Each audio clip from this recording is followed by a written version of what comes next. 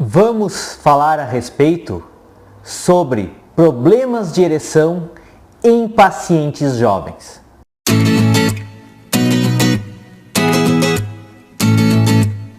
Oi, gente, me chamo Lucas Felipe Gomes, sou médico urologista da cidade de Concórdia, do estado de Santa Catarina.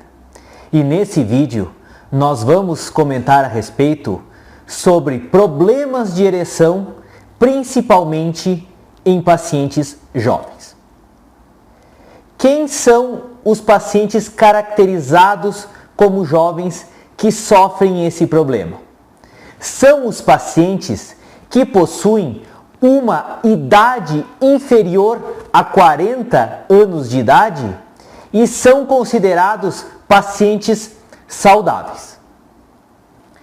Só para que vocês tenham uma ideia da real dimensão desse problema, se você pegar uma queixa global entre todos os pacientes acometidos por problemas de ereção, da faixa etária dos 20 aos 29 anos, até 8% de todas as queixas vão estar nessa faixa etária.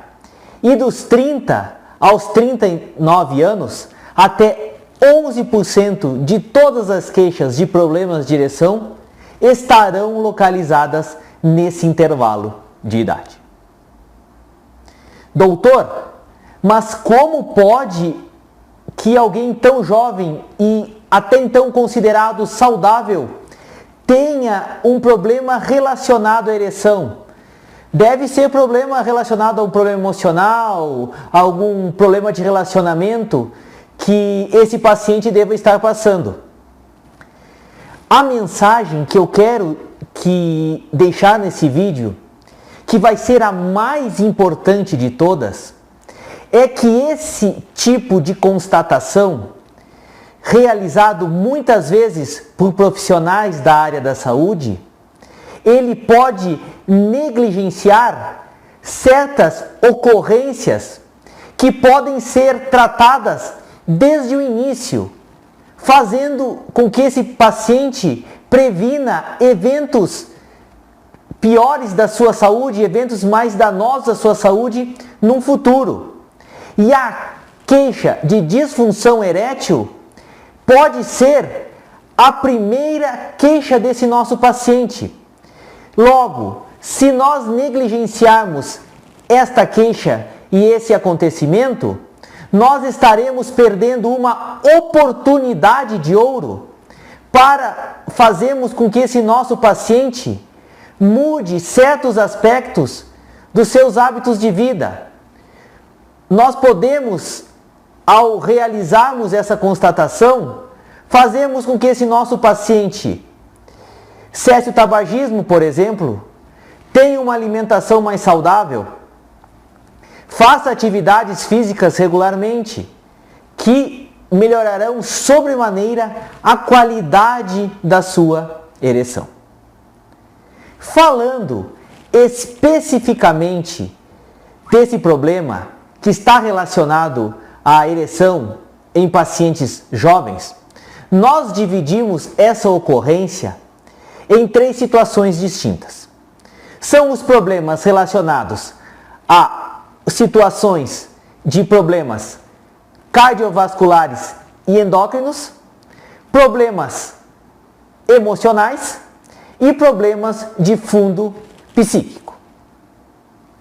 Vamos começar sobre a causa mais prevalente e que a gente pode alterar o curso dessa doença, que são relacionadas a problemas metabólicos e a eventos vasculares. Como nós sabemos, a nossa saúde, a saúde vascular do nosso corpo, depende de uma série de fatores. E esses fatores podem ser mensurados através de alguns componentes. Esses componentes estão implicados no que a gente chama da síndrome metabólica. O que é a síndrome metabólica? São determinados valores que, uma vez que estejam alterados, podem fazer com que haja um prejuízo na saúde dos vasos do nosso corpo. Esses fatores são principalmente os níveis de triglicerídeos e de colesterol, circunferência abdominal, níveis pressóricos e os níveis de glicemia do nosso corpo. Como sabemos, se algum desses níveis estiverem alterados, o prejuízo sobre a circulação vai estar bastante significativo. E o início dessa doença pode implicar no futuro um evento cardiovascular catastrófico, que é o infarto e os acidentes vasculares isquêmicos do cérebro, que a gente chama de derrames, que são os AVCs. Logo, se esse paciente, no início da sua doença, apresenta uma disfunção erétil, nós podemos inferir que os vasos responsáveis pela nutrição do coração e pela nutrição do cérebro também estão começando a sofrer junto. Doutor, mas por que isso acontece? É o seguinte: a artéria que leva o sangue até o pênis, ela é uma artéria de fino calibre, ela é uma artéria bem fininha. Enquanto que os vasos responsáveis pela nutrição do sangue e do cérebro são vasos de maior calibre. Logo, se existe um comprometimento dessa artéria do pênis, que é de pequeno calibre, e está causando a disfunção erétil, é de se pensar que já vai iniciar, que já está começando um processo de envelhecimento dos vasos responsáveis pela nutrição do coração e do cérebro. Esse evento da disfunção erétil, portanto, pode predizer, pode fazer com que se obtenha, com que se consiga no futuro prever que uma ocorrência de um dano maior venha a acontecer. Porque se esse vaso pequeno está sendo prejudicado, é de se esperar que os vasos de maior calibre estejam sofrendo junto. Relacionado a queixas de origens endócrinas, o que podemos citar disso? Nós podemos ter, como por exemplo, problemas relacionados à glândula adrenal, que por sorte é uma ocorrência bem rara. Se você usa corticoides para tratamento da asma, por exemplo, é uma alteração que pode desencadear uma alteração endócrina. Problemas da tireoide, tanto para mais como para um baixo funcionamento, também podem desencadear isso. E alteração da dosagem dos níveis de testosterona. Mas doutor, eu sempre ouvi dizer que são pacientes mais idosos que apresentam uma baixa da testosterona. Sim, e esse é uma afirmação verdadeira. Mas se eventualmente você experimentou um aumento de peso muito acentuado, ou se você está num quadro de obesidade, saiba você que a testosterona pode estar baixa nessas situações. Por isso que se faz fundamental que se realize uma dosagem de testosterona em pacientes jovens que estejam apresentando problemas de ereção.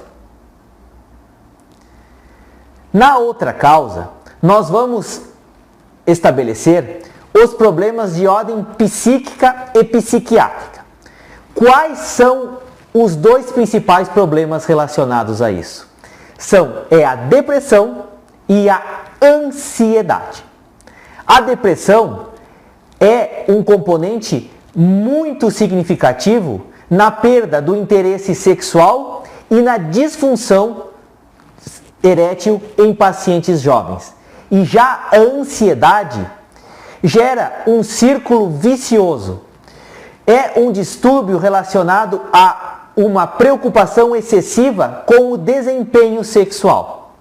Quando esse paciente iniciou a sua vida ativa de sexualidade, ele sempre sofreu essa ansiedade excessiva. Essa ansiedade excessiva faz com que esse paciente tenha um prejuízo na qualidade das suas relações sexuais.